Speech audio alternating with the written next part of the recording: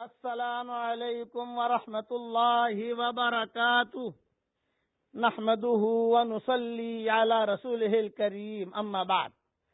آج کا سبق سن لیجئے۔ آج کے سبق کی سرخی ہے حضور صلی اللہ علیہ وسلم کی سیرت، پارٹ نمبر 47۔ حضرت صہیب کے اسلام لانے کا قصہ مختصر سن لو۔ حضرت صہیب جو تھے یہ رومی تھے، اور کسی روم کے پانی کے جہاز میں یہ معمار تھے۔ یہ جہاز روم سے چلا اور روم سے چلتے چلتے طوفانوں کا شکار ہو گیا، تو جہاز جو ہے وہ ڈوب گیا، اور یہ تیرنے کے ماہر تھے، تو تیرتے تیرتے یہ جدہ پہنچ گئے۔ جب جدہ پہنچے تو لوگوں سے کہا کہ بھئی میں یہاں تو آیا ہوں، لیکن یہاں قریب میں کوئی بستی ہو تو میں وہاں چلا جاؤں، میں زندگی گزاروں۔ فرمایا کہ بھئی ہمارے یہاں بکہ ہے، قریب میں ایک بستی ہے چھوٹی سی بکہ، وہاں چلے جاؤ۔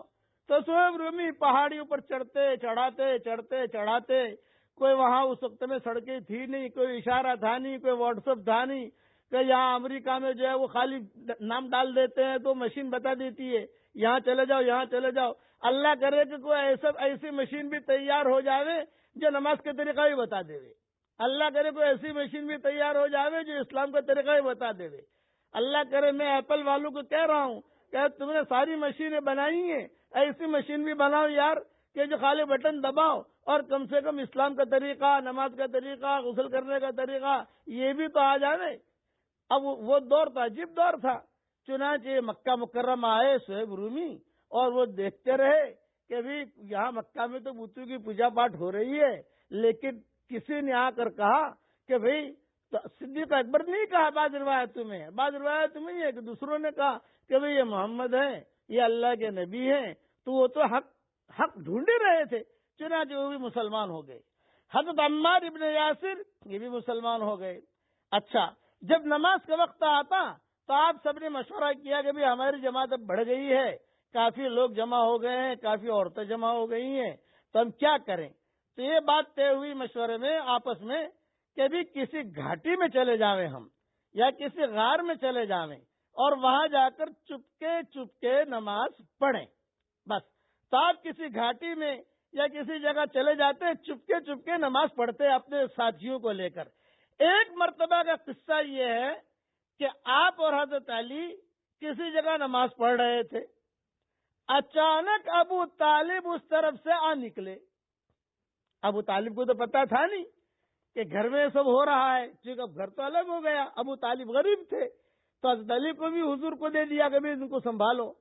تو حضرت علی نے اس وقت تک اپنے اسلام کو اپنے ماں باپ اور چچا اور دیگر رشتہ داروں سے پوشیدہ رکھا تھا، ظاہر نہیں ہونے دیا تھا۔ ابو طالب نے جب یہ دیکھا کہ علی کچھ کر رہے ہیں، خدیجہ بھی کچھ کر رہی ہیں، ان کے ساتھ کچھ لوگ اور بھی ہیں، اور محمد بھی کچھ کر رہے ہیں، تو ابو طالب وہی کھڑے رہے۔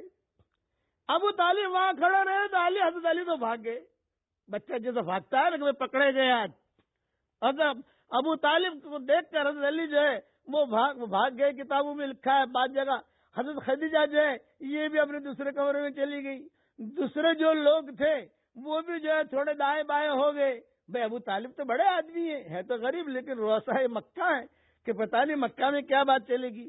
تو ابو طالب نے وہی کھڑے حضور صلی اللہ علیہ وسلم سے مخاطب ہو کر دریافت کیا، اے بھتیجے یہ کیا کر رہے ہو تم؟ یہ کیا دین ہے؟ یعنی کیا کر رہے ہو تم یہ سارے کے سارے مل کر؟ اور یہ کوئی نئی چیز تم لائے ہو مکہ میں، یہ کیسی عبادت ہے؟ آپ نے فرمایا، اے چچا یہی دین ہے اللہ کا، اور یہی دین ہے اس کے تمام فرشتوں کا اور پیغمبروں کا، اور خاص کر کے ہمارے جد امجد دادا ابراہیم علیہ السلام کا دین ہے، اور اللہ نے مجھ کو اپنے تمام بندوں کی طرف سے رسول بنا کر بھیجا ہے۔ سب سے زیادہ آپ میری نصیحت کے مستحق ہیں کہ آپ کو خیر اور ہدایت کی طرف بلاؤں، اور آپ کو چاہیے کہ سب سے پہلے اے چچا میرے اس بھتیجے کے دین کو آپ قبول فرمائیں، اس ہدایت اور دین برحق کو قبول کریں اور اس بارے میں میرے معین اور مددگار ثابت ہوں۔